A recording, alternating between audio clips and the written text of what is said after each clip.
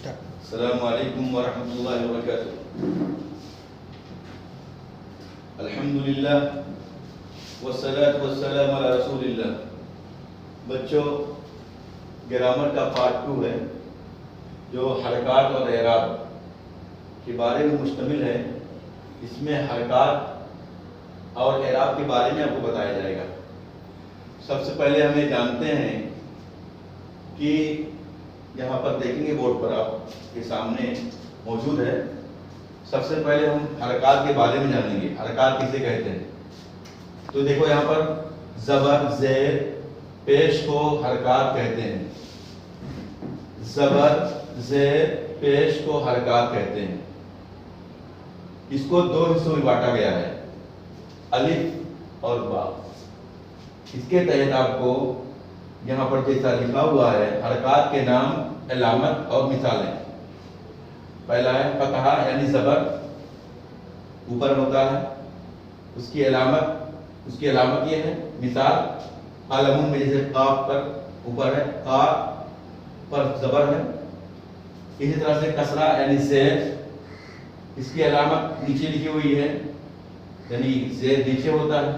اس کی مثال ایبیلون، ایبیلون یا ایبلی جو بھی، تو یہاں پر زیر ہے، حمزہ ہے، زیر ہے یہاں پر۔ اسی طرح ضمہ پیش، اس کی علامت چھوٹے واو کی طرح سے ہوتی ہے، واو کی طرح سے ہوتی ہے، چھوٹا سا واو ہوتا ہے اس کی طرح سے ہوتی ہے، وہ بھی اوپر ہوتا ہے۔ جیسے قطبن، قطبن کاف پر اور تا پر ہے۔ اسی طرح سے اگر ان علامت میں سے کوئی علامت نہ ہو تو ایک چھوٹی سی علامت دال کی طرح سے ہوتی ہے، جسے ہم جس ساکن یا سکون کہتے ہیں۔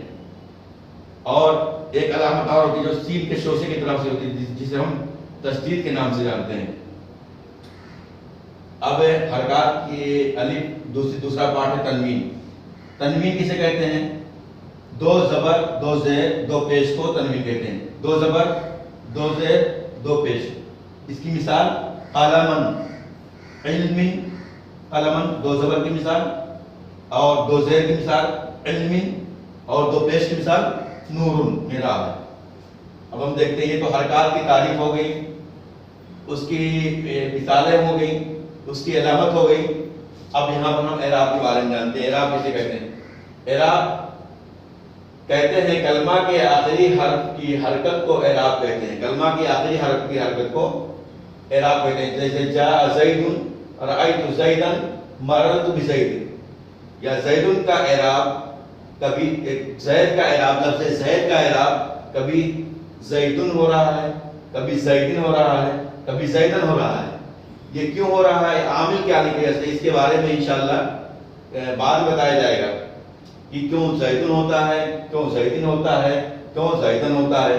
یہ عامل کی وجہ سے اس کا اعراب بدلتا رہتا ہے۔ اور عامل کون کون سے ہیں انشاءاللہ اس کے بارے میں آپ کو بعد میں بتایا جائے گا۔ اب ہم یہاں پر اعراب، حرکات اور اعراب میں جو فرق ہوتا ہے، حرکات اور اعراب میں ڈفرینس کیا ہوتا ہے، فرق کیا ہوتا ہے، اس کے بارے میں دیکھیں گے۔ دیکھو اعراب کا تعلق کیا ہوتا ہے، لفظ کے آخری حرکت سے ہے۔ لفظ کا آخری حرکت، لفظ کا آخری راہ ہے، زید کا راہ ہے، یہ زیدن ہوا، زیدن ہوا، زیدن ہوا، آخری حرکت سے ہوتا ہے، لفظ کے آخری حرکت سے ہے۔ جبکہ حروف پر جو فتحہ، ضمہ یا کسرہ ہوتے ہیں ان کو حرکات کہتے ہیں۔ جو حروف پر کیا ہے جی، جا ہے، جا جیم پر زبر ہے، اور زا پر زبر ہے، یہاں پر تو یہ جو اعراب جو حروف پر ہوتے ہیں، زبر زیر پیش، ان کو حرکات کہتے ہیں۔ اور لفظ کا آخر جو ہوتا ہے اور وہ جو بدلتا رہتا ہے عامل کے آنے کی وجہ سے، اس کو ہم کیا بولتے ہیں، اعراب بولتے ہیں۔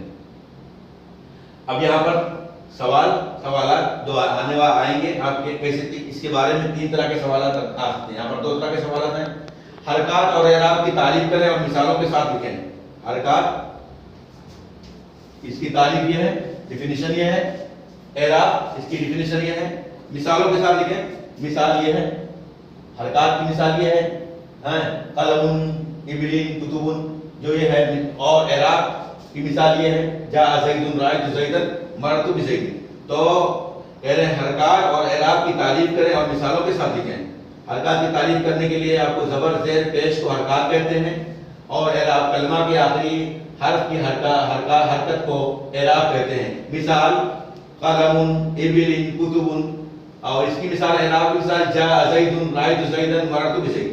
دوسرا سوال ہے حرکات اعراب میں بنیادی فرق کو مثالوں کے ساتھ لکھیں.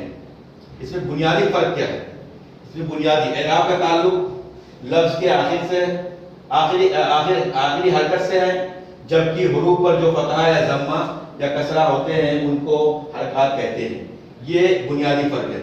اب ایک تیسرا سوال آ سکتا ہے، کچھ الفاظ دیے جا سکتے ہیں، جیسے مثال کے طور پر یہاں پر میں بتاتا ہوں، جیسے کتاب اور ہذا. اس طرح کے الفاظ دیے جائیں گے اور اس میں یہ ہوگا، کہا جائے گا کہ اس کے حرکات کو لکھیں.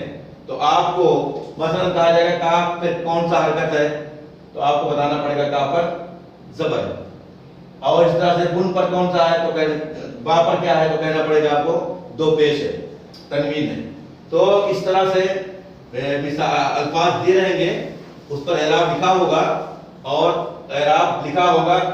آپ کو بتانا پڑے گا کہ کاف پر کون سا حرکت ہے، تا پر کون سا حرکت ہے. یہ جو بھی لفظ دیا رہے گا اس کو بتانا رہے گا. تو یہ اس طرح سے حرکات اور اعراب کے بارے میں بہت ساری باتیں آپ کے سامنے بتائی گئی. انشاءاللہ اس کی وضاحت اور تفصیل کے ساتھ کبھی دوسرے پارٹ میں آپ کو بتایا جائے گا. اللہ سے دعا ہے کہ اللہ رب العالمین اس کو پڑھنے اور سمجھنے کی توفیق عطا فرمائے.